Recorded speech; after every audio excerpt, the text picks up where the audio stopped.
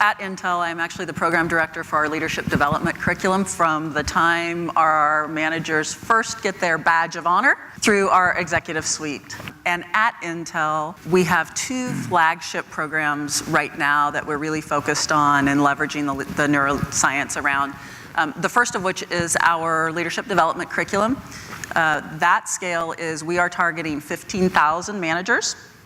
Over the next couple of years, we will end 2015 with about 10% of that complete. We will end 2016 having touched close to 70% of our manager base. On our diversity and inclusion initiatives, that campaign touches our entire 107,000 employee base globally. Wow. So that will be both an all-employee campaign, there will be a manager focus on that, as well as a diverse employee focus. There was a very clear picture that Intel as a business needs to grow.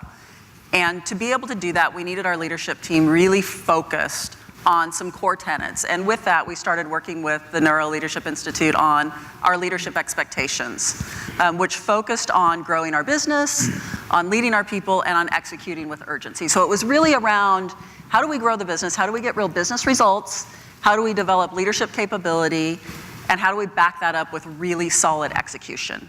From there, we've developed an entire, I'll say a manager architecture from a leadership perspective that is really rooted in the neuroscience. It's around SCARF, it's around growth mindset, it's around facilitating insight, it's the Connect product, it's the Decide product. We've also then built our inclusion suite, but the third thing that we are working with NLI on is performance management. So that is kind of that third leg of the stool, which is then how does your reward and reinforce component of your business support all of this new culture that you're trying to create across the company. So a highly integrated, enterprise-wide approach to really building a new culture for business growth. So it's quite a journey that we're on. Yeah, and it's been a multi-year journey so far, and it feels like a great partnership in terms of thinking together.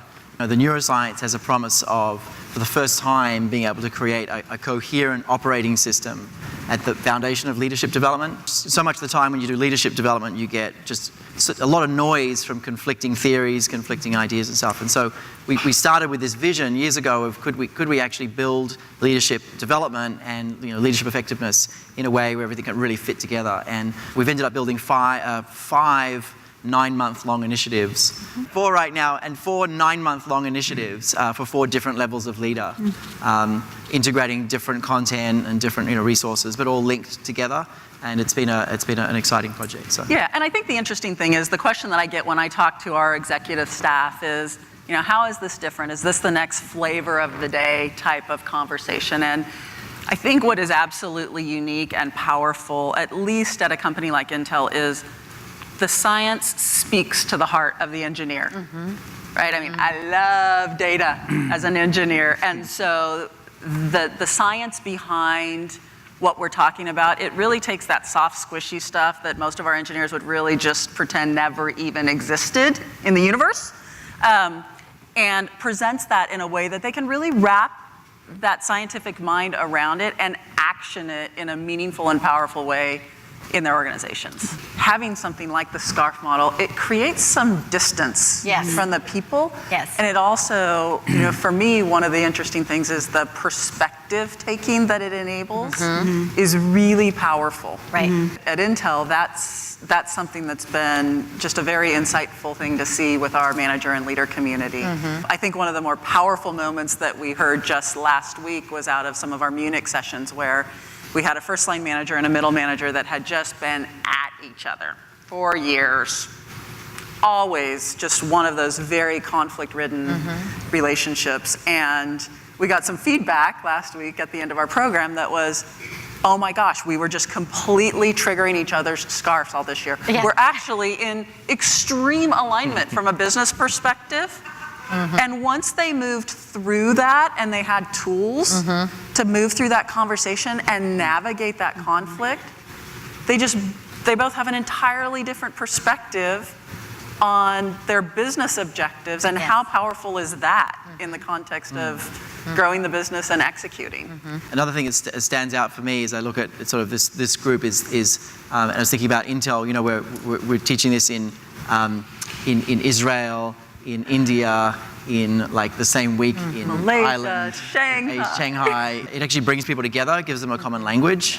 There is absolute power in that fluency. But the other thing that I think has been very powerful in our programs is in our leadership and development, we've really embedded the concept of ages in learning and how we've structured those programs. So we deliver those as a 3-day off-site, 100-person, very high-quality event. People really lean into the entire experience, and then follow that with 9 months of ongoing learning, where it's webinars, quarter 1, quarter 2, quarter 3, and follow-up calls to really embed those habits. So there's this concept of generation and spacing that does build that fluency so they can travel to another country and speak the language. And I think the other power in that is as we've piloted each one of these, we have them for new managers, experienced first-line managers, middle managers, et cetera. We pilot them around the globe. So our first pilot typically is here in the US. That's where a lot of our support is. But then we go to our Europe, somewhere in Europe and somewhere in Asia to try it on culturally for size. And we learn something every pilot. But by that third round, we feel like we've got a good, solid product to really scale. It's actually not like a 3-day with some follow-up. It really is a 9-month experience for people over time. And that's something that we're scaling and building. It's an interesting challenge at 18,000 people, but we're getting there.